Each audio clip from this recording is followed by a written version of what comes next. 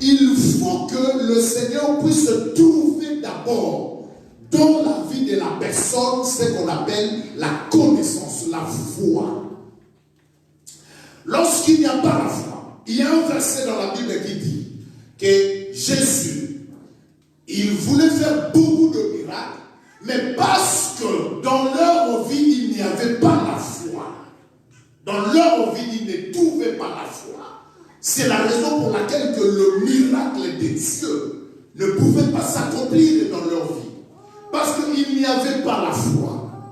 On peut prophétiser pour toi, mais si dans ta vie toi-même il n'y a pas la foi, la prophétie restera sans effet. On peut prier pour toi, mais si toi-même dans ta vie il n'y a pas la foi, la prophétie, la prière restera sans effet.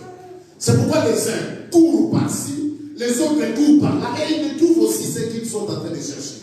Pourquoi? Parce qu'ils n'ont pas la connaissance, ils n'ont pas la foi. La Bible dit la foi vient de ce qu'on attend.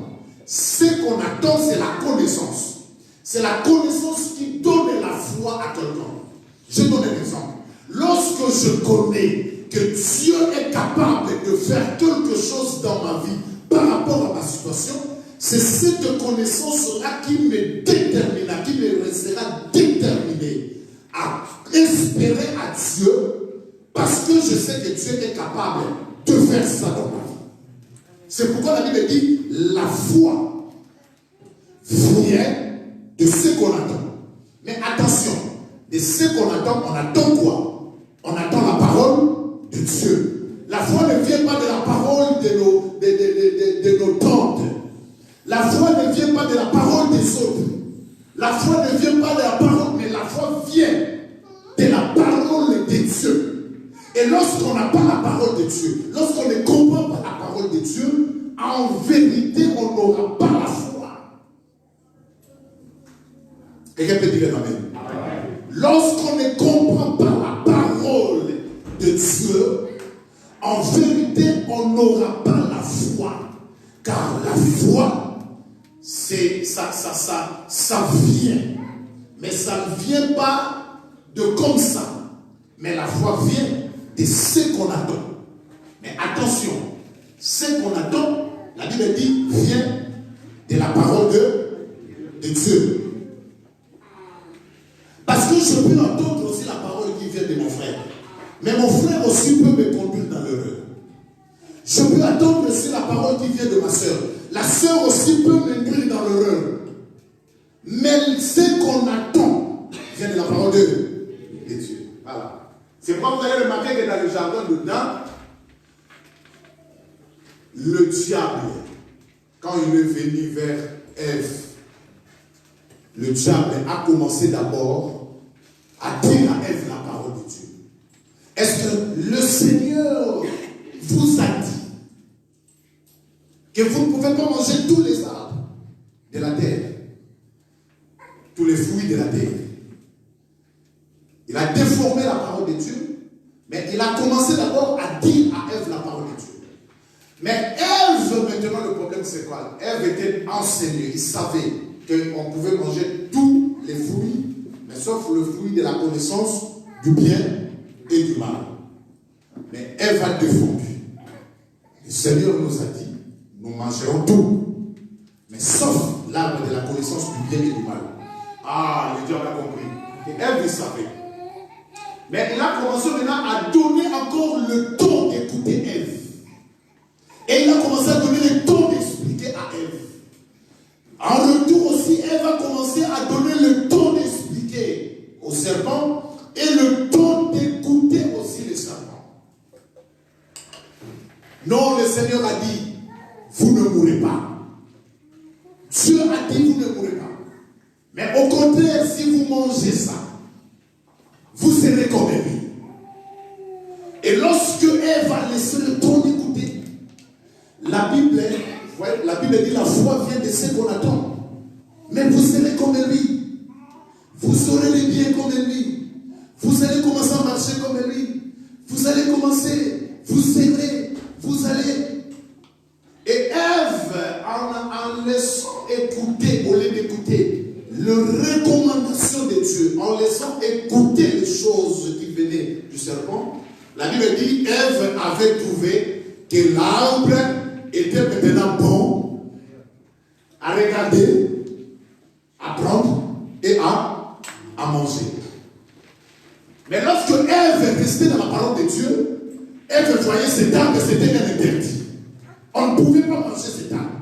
Parce que Dieu nous a dit, nous mangerons tous les fruits. Mais nous ne toucherons pas. Et nous ne mangerons pas. Mais à force d'écouter, de laisser être enseigné, à force d'écouter toutes les paroles, lorsqu'on écoute et on ne prend pas opposition de cette parole, de la position, la parole commence à engendrer la foi dans le cœur. La parole commence à engendrer la foi. C'est pourquoi regardez les mamans, tu dois être extraordinaire. Mais parce que tu donnes l'oreille à ces garçons, plus tes parles, un jour tu auras la foi. Tu vas céder. Vous savez, il y a des femmes qui sont comme ça. On les a gradées comme ça. Le premier jour que tu as vu papa, comme un ah, merde, il doit. Mais papa pouvait te faire plus. Il parlait à toi. Plus, il disait des choses à toi. Plus. Après, ça a commencé à créer.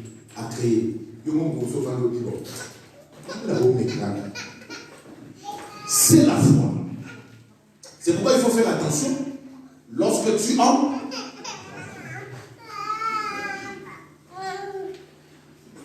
et la foi, c'est lui qui engendre la foi. C'est la connaissance.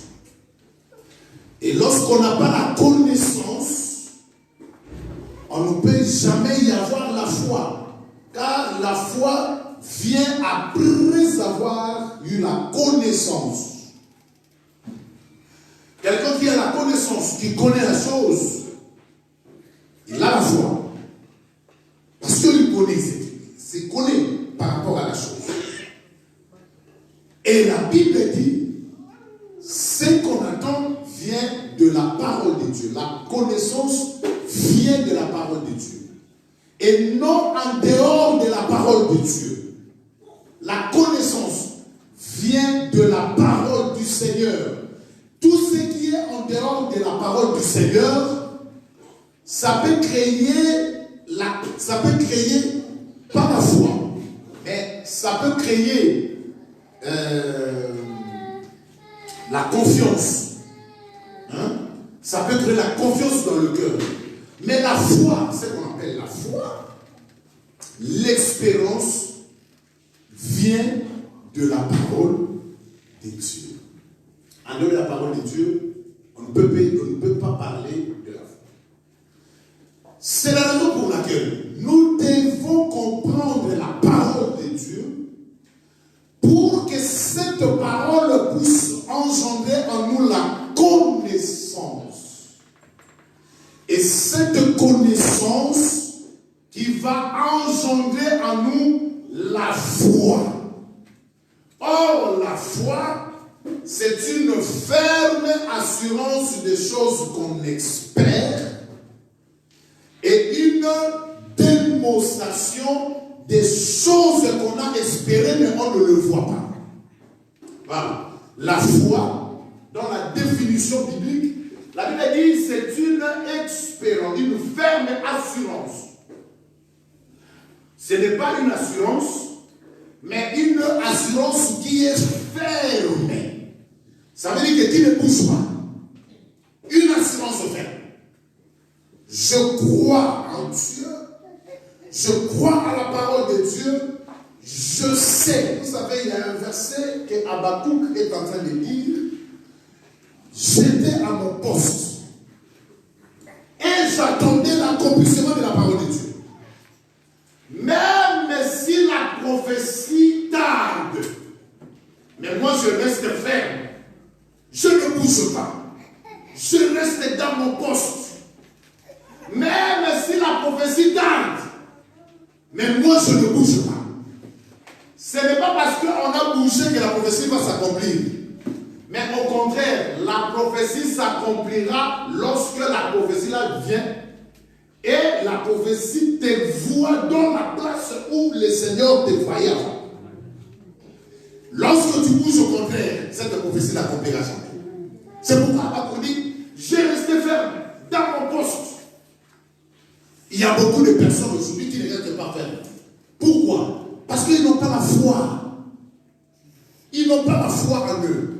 Ils ne restent pas fermes. Ils sont les gens, lorsque le vent emporte à gauche, ils partent à gauche. Lorsque le vent vient, souffle à droite, ils partent à droite. Lorsqu'il n'y a pas le vent, ils restent droits. Et lorsque le vent balance, ils se balancent. Parce qu'ils n'ont pas la foi en eux. Or, la foi est une ferme assurance. Une ferme. Ça veut dire, même si tout le monde bouge, mais moi je ne bouge pas. Et le prophète dit, la promesse de l'Éternel s'accomplira. Même si elle tarde, attends. Vous voyez? Parce que quand on parle de la fermeté de la foi, on voit la persévérance.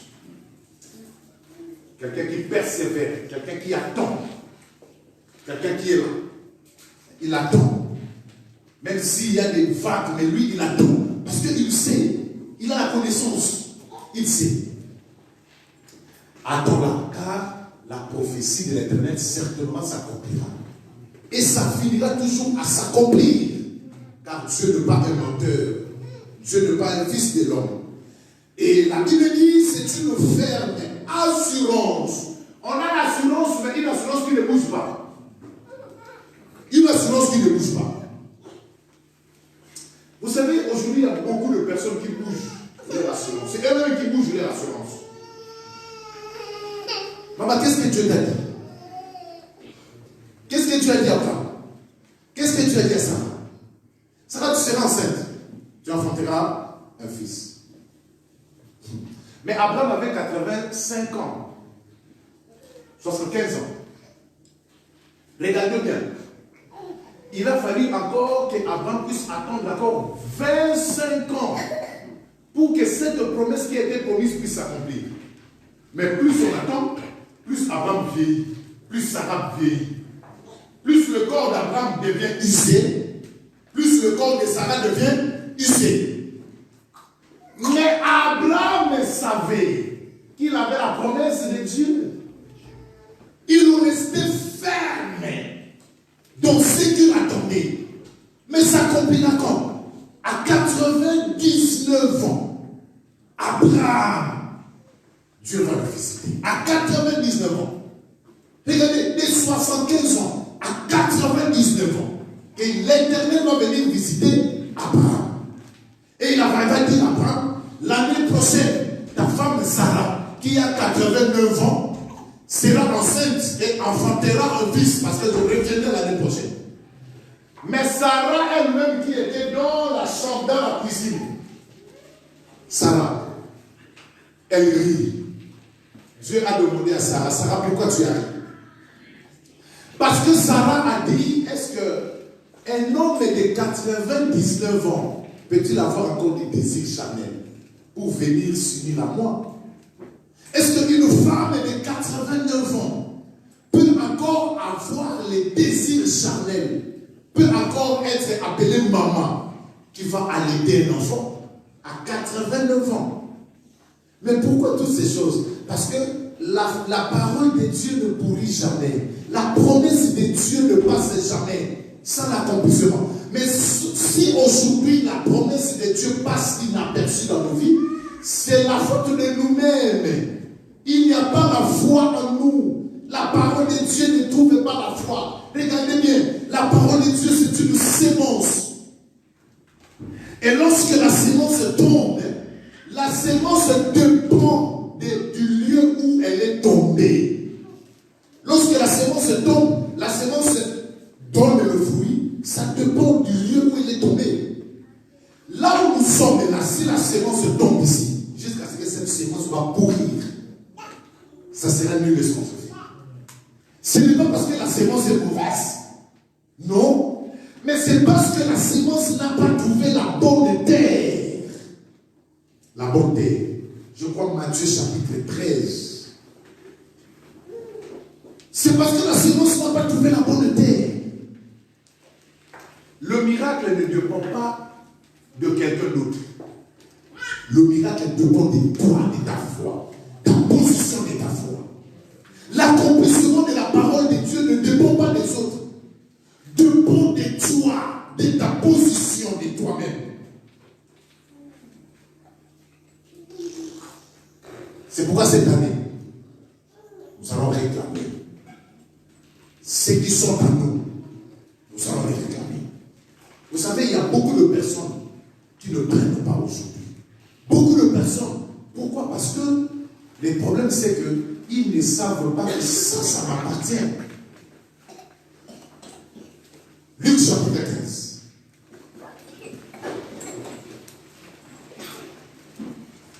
Un roi chapitre 1, parce qu'on est là, c'est juste pour donner comment nous allons marcher dans cette année,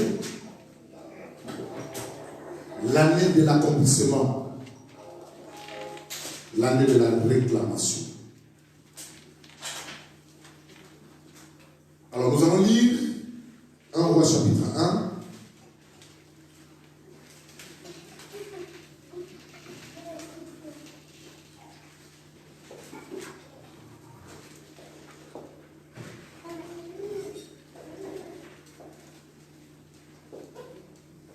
Nous lisons le verset 11 et le verset 12.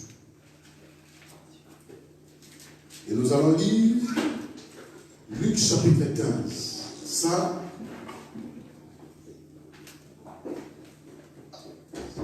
notre lectrice va nous lire Luc chapitre 15.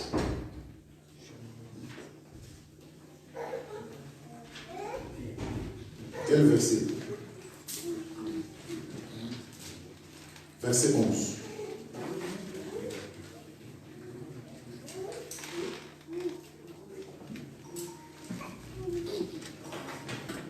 Un roi, chapitre 1, verset 11 à 12.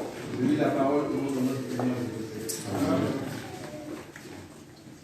Alors, Nathan dit à Bathsheba, mère de Salomon, n'as-tu pas appris qu'Adonija, fils d'Agib, est devenu roi sans que notre Seigneur David le sache? Sans que notre Seigneur David le sache.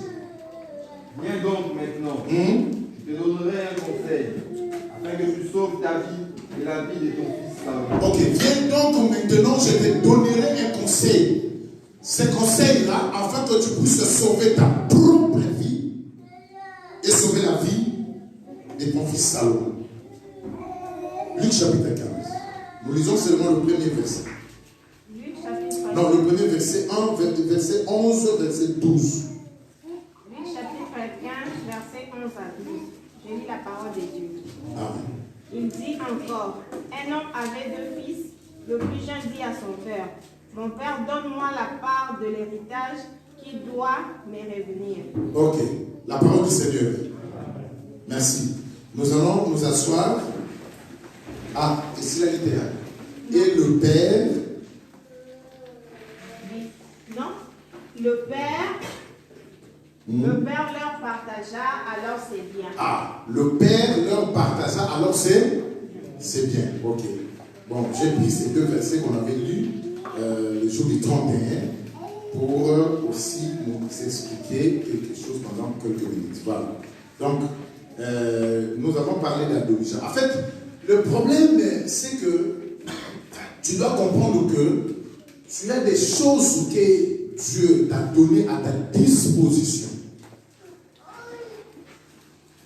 Tout enfant, dans Luc chapitre 15, ici on nous parle d'un homme qui avait deux fils. Tout enfant, comme nous qui sommes les enfants de Dieu, nous savons bien que tout enfant a ses droits, aussi a ses devoirs. Tout enfant a ses droits. Tout enfant a ses devoirs. La première des choses, comprenez bien, ce n'est pas toi qui as voulu que tu sois né dans ta famille. Lorsque tu es venu, c'était comme ça. C'est Dieu qui l'a prédestiné et c'est Dieu qui l'a fait. Que tu sois né dans ta famille. Lorsque tu étais né, tes doigts, tes parents devaient prendre soin de toi. C'est comme aujourd'hui, nous qui sommes parents, nous avons le devoir, parce que c'est leur droit des enfants, de prendre soin des enfants. Nous avons le devoir. Donc tout enfant a ses devoirs, mais aussi il faut savoir que dans l'autre sens, tout enfant mérite ses droits. Et tout enfant de Dieu aussi, il a ses devoirs envers le Seigneur, mais il mérite aussi ses droits. Les deux savent de pair. Donc ça veut dire que le devoir de l'enfant, c'est le droit du père, et le droit de l'enfant, c'est le devoir du parent. Ce qui est ton devoir à toi, c'est le droit de ton Dieu, de ton Créateur. Et ce qui est ton droit à toi, c'est le devoir que ton Créateur va faire pour toi. Et tant qu'enfant, sache-le bien, tu as des choses que les parents ont déjà fait pour toi. Mais ces choses-là, le problème en est que ça ne peut pas s'accomplir dans ta vie. Si toi-même tu ne vas pas réclamer ces choses-là, si toi-même tu ne vas pas le réclamer, parce que vous allez comprendre que le monde a été soumis à la vanité. Ça veut dire que depuis le jardin de Dieu, ce qui était le droit de l'homme, de la créature de Dieu, le diable l'avait récupéré. Parce que le diable a récupéré ce que Dieu avait donné à l'homme. Comprenez bien dans le livre de Matthieu, je crois dans le chapitre 4, là où le diable dit au Seigneur Jésus que si tu te prosternes devant moi, je te donnerai toute la terre et sa gloire. Parce que toute cette terre et sa gloire m'a été donnée. Mais qui avait donné cette terre et la gloire au diable? Ce n'était pas Dieu, mais c'était l'homme. Parce que la Bible dit que les cieux appartiennent à Dieu, mais la terre, Dieu l'a donnée au Fils de l'homme. C'est l'homme qui était le chef, qui est le chef de la terre. C'est l'homme qui est le roi de la terre. C'est l'homme qui est le Dieu de la terre. Mais lorsque le diable est venu, le diable a pris ce qui était de l'homme. Il ne voulait pas que l'homme puisse bénéficier de ses droits vis-à-vis de son Seigneur. C'est pourquoi depuis dans le temps des jardins de Dame, la mort spirituelle était entrée dans l'homme. Ça veut dire que l'homme n'avait plus la relation entre lui et Dieu. Et le diable lui dit clairement à Jésus, si tu te prosternes devant moi, je te donnerai tout ce que tu vois et leur gloire, parce que ça m'a été donné. Mais lorsque le Seigneur Jésus est venu, le Seigneur Jésus, qu'est-ce qu'il a fait? Il a remis la gloire qui était cachée à l'homme, qui a été enlevée de l'homme. Il a remis cette gloire à l'homme. Mais pour que l'homme puisse vivre de cette gloire, il faut que l'homme réclame cette gloire. C'est pourquoi que beaucoup de personnes aujourd'hui, ils vivent dans l'ignorance. Ils ne savent même pas parce qu'ils ne réclament pas leurs droits. Donc c'est ton droit en tant qu'enfant de Dieu. Et la Bible parle d'Adonija et de Salomon. Donc en fait, le problème c'était que Adonija c'était un enfant de David. Salomon aussi était l'un des enfants de David. Il n'y avait pas la différence entre Salomon et Adonija parce que tous les deux étaient des enfants de David. Et David avait beaucoup d'enfants. Il n'y avait pas seulement Adonija et Salomon, mais David avait beaucoup d'enfants. Mais le problème c'était quoi? Le père, il avait promis la royauté à Salomon. Donc le père il avait dit, parce que c'est lui le père qui décide, parmi tous ses enfants, le père David il avait dit, lorsque je mourrai, le trône de la royauté d'Israël restera à Salomon. c'est Salomon qui me remplacera, qui va me susciter dans ma place. Et lorsque je ne serai pas là, c'est Salomon qui va régner à ma place en tant que roi. Mais Adonija, par l'orgueil, il disait toujours, c'est moi qui vais régner, par l'orgueil. Et lorsque David est devenu vieux, Adonija lui-même, il a commencé à régner parce que déjà depuis que David était encore en bonne forme, Adonija disait que lorsque le père ne sera pas là, c'est moi qui vais régner. Et qu'est-ce qui s'est passé? Adonija prenait maintenant, il a fait son parti. Il est venu, il a convaincu d'autres personnes qui étaient auprès de David. Il a convaincu les sacrificateurs. Il a convaincu quelques hommes de David. Et Adonija, il est descendu pour s'autoproclamer le roi en Israël. Adonija s'autoproclamé roi en Israël. Qu'est-ce qu'il a fait? Il a commencé aussi à offrir à Dieu, à donner aussi ce qui était des holocaustes, des offrandes à Dieu. Parce que la Bible dit, il a tué aussi de bœuf. Adonija, qu'est-ce qu'il a fait? Il a sonné aussi la trompette. Et en disant que vive le roi d'Israël. Et tout Israël a entendu le son qui venait d'Adonija. Mais le problème, ce n'était pas ainsi. Le règne d'Adonija, le père ne le connaissait pas. Le règne d'Adonija, ce n'était pas le règne qui a été donné au père. Le règne d'Adonija, c'était s'autoproclamé par lui-même. Mais le père avait promis à Salomon le trône. C'est pourquoi que comme Salomon, il ne réclamait pas son droit.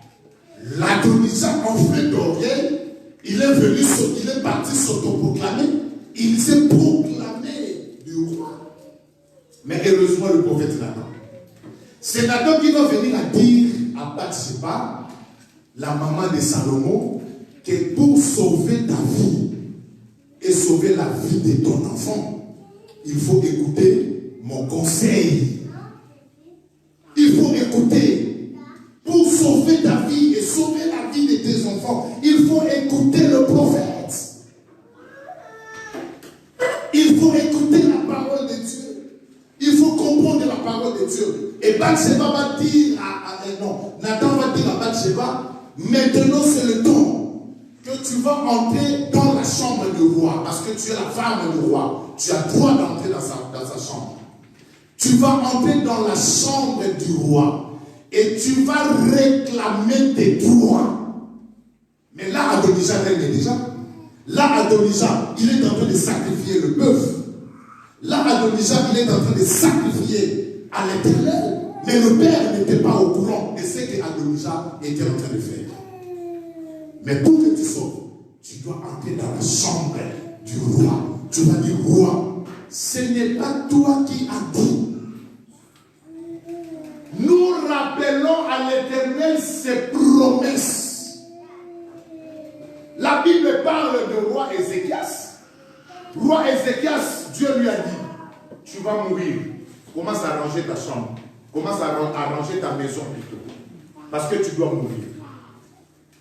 Mais comme Ézéchias n'avait pas encore envie de partir à ce moment-là, la Bible dit Ézéchias est parti. Il a tourné son regard vers le mur. Mais qu'est-ce qu'Ézéchias a fait? Ézéchias a rappelé à Dieu ses promesses. Il a dit, pense que j'ai marché dans l'intégrité, dans la sanctification. Et lorsque quelqu'un marche dans l'intégrité de la sanctification, quelle est la récompense? Dieu. Pense à mes œuvres. Pense à mes œuvres. Mais si tu ne réclames pas tes droits, tu ne verras jamais la main de l'Éternel.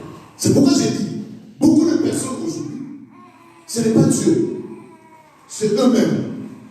Ils ne connaissent pas leurs droits. Frère, quelqu'un qui a acheté son billet, quelqu'un qui a son passeport, formation. Il a le droit de monter dans l'avion. Il a le droit de monter dans le bateau. Il a le droit de monter dans le bus. Si tu veux m'interdire de monter, je te montrerai mon laissez-passer. J'ai acheté le billet. J'ai mon visa. Mais il y a beaucoup de personnes qui ont leur billet, leur passeport, leur visa, mais qui cherchent encore de billets, qui cherchent encore de passeport, qui cherchent encore de visa. Mais tu en as, mais tu le cherches encore. Regarde bien, c'est pourquoi que tu vas tomber dans la main d'Adonija. Or, le règne d'Adonija, David ne le connaissait pas. La Bible nous dit, attention, dans le temps où nous sommes, c'est le temps qui est difficile. Il y a beaucoup de prophètes, beaucoup de pasteurs, beaucoup d'églises, beaucoup. Mes frères, attention. Cette année, il faut comprendre le règne d'Adonija et le règne de Salomon. Habakkuk disait, j'étais dans mon poste. J'étais dans mon poste. Je ne bougeais pas. Et j'attendais l'accomplissement de la parole de Dieu. J'étais dans mon poste. Plusieurs sont venus au nom de Jésus, mais qui ne sont pas de Christ. Leur règne, David ne les connaît pas. Mais enflé d'orgueil. La Bible dit, il y a beaucoup qui servent Dieu par envie. Beaucoup sont des magiciens. Tu dois tomber dans la main de celui qui entre dans le bassin, qui sort et qui te donne son lot. Les gens sont fous. Tout ça, c'est pourquoi? Parce que les gens ne comprennent pas la parole de Dieu. Il n'y a pas la foi en eux.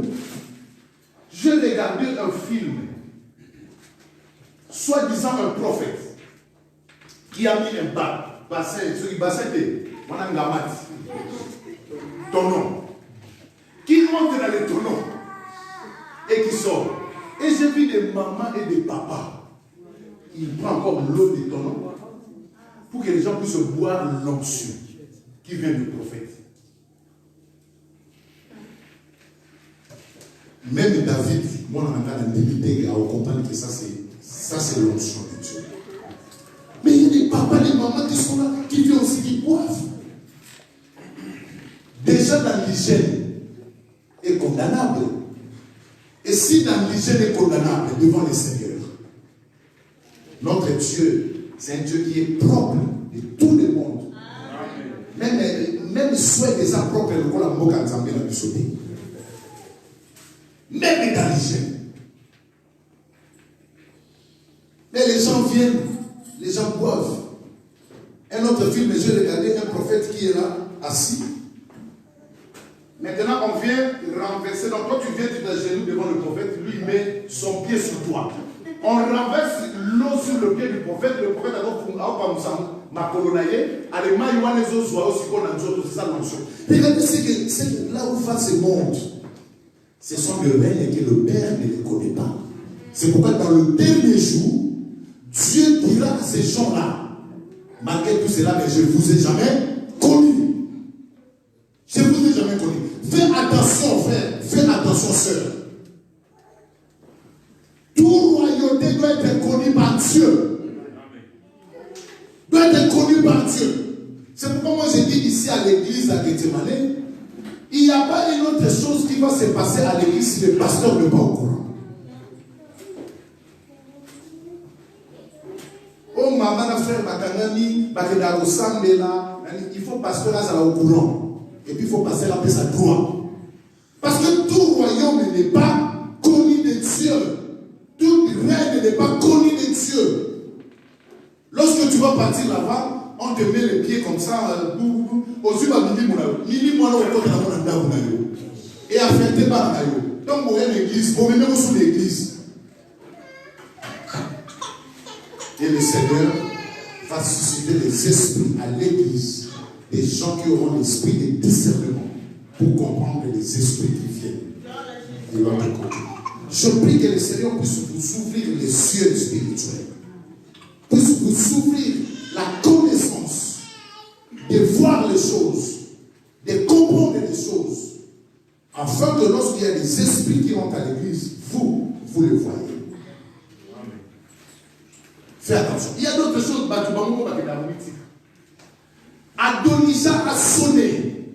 Il s'est proclamé roi.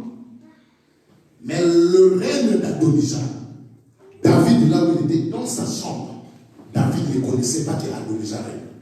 Au contraire, David reprochait à Adonijah dans sa vie l'esprit d'orgueil. Il disait, pourquoi tu agis ainsi? C'est moi le roi, c'est moi le père, qui vais choisir qui va régner après moi.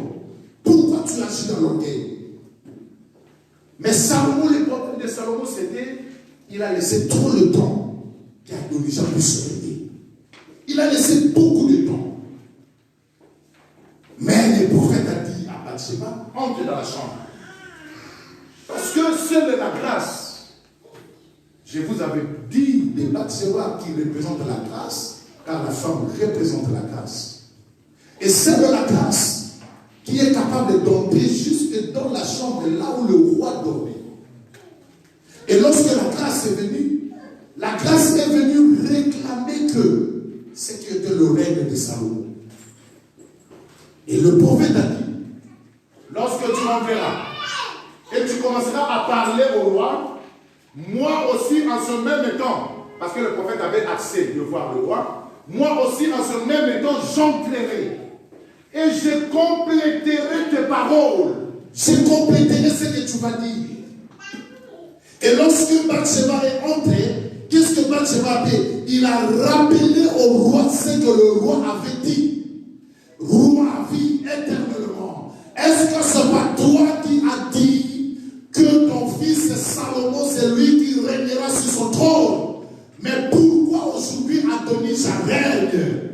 C'est Salomon qui régnera. Et le prophète Nathan est venu, il a complété, il a pris la place, il a complété les paroles qui étaient sorties de Bathsheba. En disant au roi, lorsque tu promets, tu le réalises. Un roi, lorsqu'il parle, il le fait. Un homme grand, un homme sage, un homme vaillant, un homme bon, un homme qui connaît Dieu, un homme responsable. Lorsqu'il promet une chose, il le réalise, il le fait. Une femme est responsable lorsqu'elle promet une chose, elle le fait. Et le roi était pris au piège de sa propre parole, de sa propre déclaration. Tout le monde a Dieu. S'il y a un problème, ce n'est pas le temps de pleurer. Il y a beaucoup qui pleurent devant leurs problèmes. Il y a beaucoup qui pleurent devant leurs soucis, qui restent enfermés dans leur propre chambre et qui sont emportés par les soucis et par des problèmes.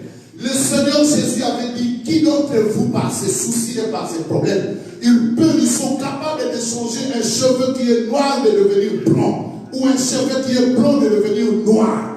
Impossible, les soucis n'arrangent pas les choses. Attention frère. Micro suis onction ou pas. Amen. Est-ce qu'on peut dire amen? Amen. Parce que le micro toujours pas onction. Qui? Le problème c'est de regarder devant ma situation. Quelle est mon attitude? Et comment sera mon attitude devant cette situation? Quelles sont les paroles que je veux dire à Dieu, que Dieu m'avait promis? Ce que Dieu m'a promis.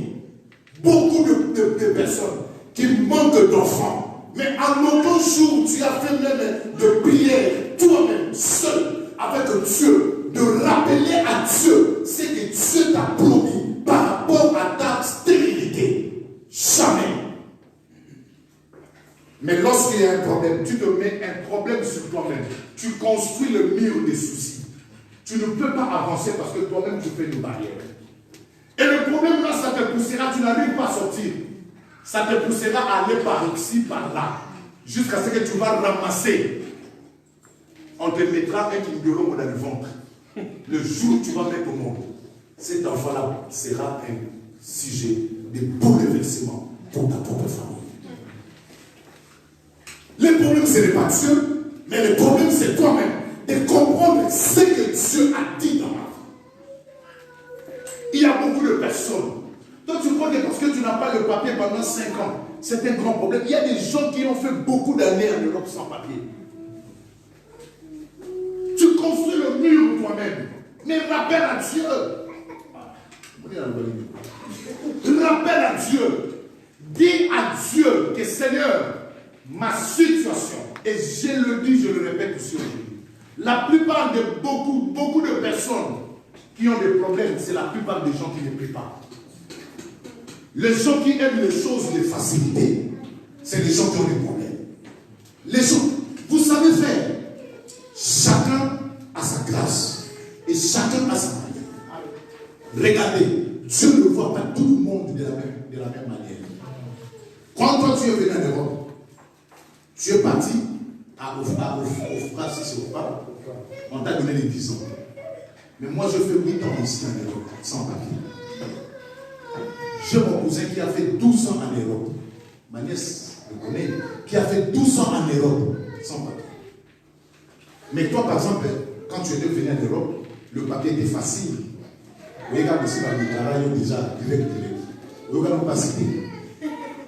Ça ne veut pas dire que Dieu va l'utiliser de la même façon. Ton problème, ça peut être facile pour l'autre, mais pour toi, c'est un problème. Il y a beaucoup de personnes qui jettent les enfants dans la rue, qui ont eu des enfants, ils les jettent dans la rue. Va en Afrique, tu vas le voir. Même ici en Europe, il y a des gens qui font des avortements. Beaucoup de femmes d'avortement. Donc ça veut dire que pour les gens là, l'enfant ce n'est pas un problème. Mais peut-être que pour toi, l'enfant c'est un problème. Chacun a son problème. Chacun a son problème.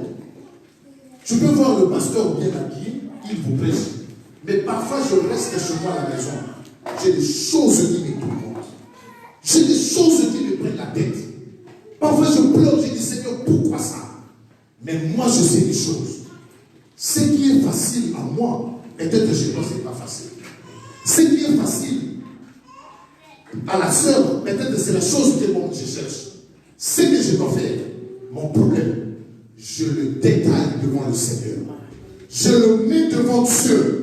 Et je réclame ce qui est mon droit par rapport à ces problèmes-là. Je dis à Dieu, Seigneur, tu es obligé de le faire parce que c'est mon droit. Le fils, il est venu vers son père. Il a dit, Père, donne-moi ma part d'héritage. Mais le père était encore vivant. Le père n'était pas mort. Mais l'autre enfant, il était resté. On mangeait ensemble au buffet. Mais l'enfant d'autre là, il avait encore une autre pensée. Il a dit, j'irai loin de mon père. Je veux aller construire aussi ma famille. Je vais aller construire mon foyer. Je vais aller faire d'autres choses, mais il me manque l'argent. Mais pourquoi? Je veux réclamer mes biens à mon père. C'est à moi. C'est à moi. Et si je le réclame, le Seigneur va me donner. Mon père va me le donner parce que c'est mon droit. Il a dit, Père, donne-moi mon droit. Je ne suis pas venu au monde pour accompagner les autres. Tu as dit, si je crois en toi, je serai sauvé moi et ma famille. Regarde maintenant mes enfants. Seigneur, bénis mes enfants. Guéris mon enfant. Seigneur, j'ai le problème de ça. Mais tu as dit dans ta parole, le problème aujourd'hui, les gens ne rappellent pas Dieu leur parole, sa parole. Les gens ne rappellent pas à Dieu ce que Dieu a dit. Ils ne comprennent pas comment ils peuvent les rappeler. C'est ça la foi. La foi, c'est comprendre, avoir d'abord la connaissance. Et au travers de cette connaissance qui te poussera maintenant à parler. Oh, bien-aimé, cette année, tu vas réclamer. Tu vas réclamer ce que le Seigneur t'a donné. Ce qui t'appartient, tes droits. Il faut y avoir un droit d'ailleurs que moi n'entendais. Si vous avez un droit d'ailleurs, vous pouvez réclamer encore. Il faut y avoir un droit d'ailleurs que moi n'entendais. Pose la rampe de gauche et droite, c'était. Il faut y avoir un droit d'ailleurs. Tu parcourais toute la terre. Mais si en toi-même il n'y a pas la foi, la parole de Dieu restera nulle et sans effet pour toi. Au temps la l'église union sur aussi dit ça. Mais si toi-même tu ne comprends pas que c'est toi qui es le problème, la solution ne viendra pas. Le problème ce n'est pas le prophète. Le problème ce n'est pas Dieu. Mais le problème c'est toi. c'est toi. Combien de temps tu as prié pour ton problème? Il y aura des problèmes à vous dire. Oui, ma femme a un problème. Combien de temps tu as pu pour prier pour ton problème? Il y a aussi des Camerounais, ça dit un jour. Et ça dit 2 jours. Combien de temps tu as fait pour prier pour ton problème? Le problème, c'est toi-même. Tu viens, tu pries Dieu. Demain, tu vas dans des boîtes. Après, demain, tu viens, tu pries Dieu. Après, demain, tu vas dans des éclats. Après, demain, tu pries Dieu. Toi, tu crois que tu vas avoir la solution à ton problème? Le problème, c'est pas Dieu. Mais le problème, c'est toi-même. Comment tu peux marcher ta vie? Parce que tu as besoin de la santé, tu as besoin de la gloire de Dieu dans ta vie. Mais la gloire de Dieu ne descend pas comme ça. C'est pourquoi cette année, même si on nous déclare l'année de bénédiction, l'année de succès, combien d'années on a déclaré l'année de succès, de bénédiction, mais toutes ces années-là sont passées. Je reste toujours le même. Le problème, ce n'est pas les années qui sont passées, mais le problème, c'est moi-même. Moi-même, j'ai la clé d'ouvrir, j'ai la clé de fermer, j'ai la clé d'accepter, j'ai la clé de déclencher le miracle dans ma vie. J'ai la clé moi-même de déclencher le miracle. Le problème, c'est moi. Le problème, ce n'est pas lui. Le problème, ce n'est pas Dieu. Le problème, c'est moi. Jésus a vu Bartimée. Bartimée, c'est un homme, lorsque le soir est passé, donner quelque chose à Bartimée pour manger. Mais ce jour-là, Bartimée a entendu parler de Jésus qui passait dans la rue. Bartimée a dit, celui-ci, je ne le demanderai pas comme je demande aux autres. Aux autres, j'ai demandé l'aumône. Donne-moi, parce que je suis aveugle. Mais à Jésus, je ne demanderai pas l'aumône. À Jésus, je demanderai que je puisse voir, comme les autres aussi voient. Et lorsqu'il est venu vers Jésus, il a dit, il a crié, fils de David. Jésus a demandé à Bartimée, qu'est-ce que tu veux que je fasse pour toi? Si Bartimée avait dit, je veux l'aumône, Jésus devait demander à Pierre, à Judas, qui était le trésorier, de donner à Bartimée 1000 euros. 1000 euros, ça n'arrangerait pas la vie de Bartimée. Mais Jésus a entendu, il a attendu d'abord de comprendre ce qui était dans le besoin, le cœur, le fond ou la foi de Bartimée. Bartimée a exprimé sa foi. Il a dit, je t'ai vu, aujourd'hui c'est mon jour. Je veux voir comme tout le monde. Qu'est-ce que Jésus a dit? Que cela te soit fait selon ta foi. Ce n'est pas selon la foi de ton pasteur. Ce n'est pas selon la foi de ton prophète. Ce n'est pas selon la foi de Dieu, mais selon ta foi. À toi-même. Parce que toi-même, tu as la clé de déclencher les miracles de Dieu dans ta vie. Si Bartimée n'avait pas la foi, Bartimée jusqu'à présent devait rester aveugle. Mais si Bartimée a vu, parce qu'on lui a dit que cela se soit fait selon ta foi. Et Bartimée a exprimé une foi, la forte foi. Je le crois. Et tout d'un coup, il a vu. Regardez cet homme, 38 ans, qui restait auprès. Mais qu'est-ce qui était passé? Il faisait courir pour aller se jeter dans l'eau. 38 ans. Maladie. Lorsque l'ange les venait agiter l'eau, il part. Mais il n'avait pas la force. Quelqu'un qui est malade pendant 38 ans, qu'est-ce que tu espères? Quelle force que tu espères en lui? À moins que ce soit une maladie, peut-être, je ne sais pas. Pourtant, tu vois, voilà, laquelle. Mais c'est une maladie, cirrhose du foie, cancer de poumon, je ne sais pas, 38 ans pendant la maladie. Mais cet homme, quand Jésus l'a vu, Jésus voulait d'abord savoir la foi qui était dans cet homme. Il a demandé à cet homme, il a dit, veux-tu être guéri? Toi, tu crois que lorsqu'on vient à l'église, on vient pour jouer? Toi, tu crois que lorsqu'on se réunit à l'église, c'est pour des massapos? Toi, tu crois que lorsqu'on prie le Seigneur ici, la gloire de Dieu n'est pas là? Si tu ne vois pas la gloire de Dieu, c'est que dans ta vie, il n'y a pas la foi. Il nous demande la foi. C'est pourquoi tu ne vois rien. Frère, moi, je suis béni à Gethsemane. Moi, je suis béni à Gethsemane. Je sais qu'à Gethsemane, il y a des frères et des sœurs qui craignent Dieu. Et je sais que la gloire de Dieu est à Gethsemane. Amen. Donc, tu crois que lorsqu'on vient ici, on prie, que ce qu'on fait là, ça part. Non, frère, non, sœur. Mets ta position. Le frère a dit, je veux être guéri. Mais le problème est que je n'ai pas la force. Quand l'ange agite l'eau, je vais vite pour se jeter. Mais je vais trouver quelqu'un qui est plus fort que moi. Il va se jeter pour lui. Jésus a compris. Combien de temps le Père a raté l'eau? Il avait compris que le Père avait la foi. Il avait la foi. Combien de fois le Père a raté l'eau? Parce que quand il va, il y a une autre qui vient. Il n'était pas fatigué. Il n'avait pas dit que non, ma maladie je n'arriverai pas. J'attends seulement les jours où je verrai l'occasion. Non, mais il a dit que lorsque l'ange de l'Éternel agit, moi j'y vais, je cours, malgré que je suis malade pendant 38 ans, mais je vais. Mais le problème est que mon corps est usé. Et Jésus a vu que dans cet homme, il y avait la foi. Dans cet homme, il y avait le courage. Dans cet homme, il y avait un besoin.